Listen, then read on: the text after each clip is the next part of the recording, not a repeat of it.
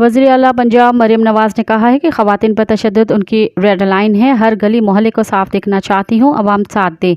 मरियम नवाज़ की ज़ेर सदारत इजलास में लाहौर की सफाई तामीर और तरक्की के लिए 3 माह की डेड लाइन मुकर्रर की गई। शहर की 2,22,000 स्ट्रीट लाइट्स रोशन करने का हुक्म देने के साथ साथ वाटर टैंक और सेवर मास्टर प्लान तलब किया गया।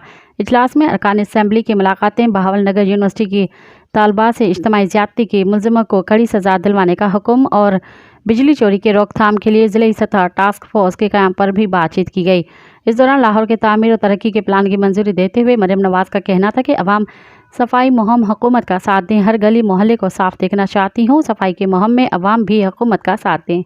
मज़ीद ख़बरन ऐं तफ़सीलात लाइ विज़िट कयो असांजी वेबसाइट www.awamiNewsHD.com ऐं ॾिसंदा रहो अवामी न्यूज़ HD।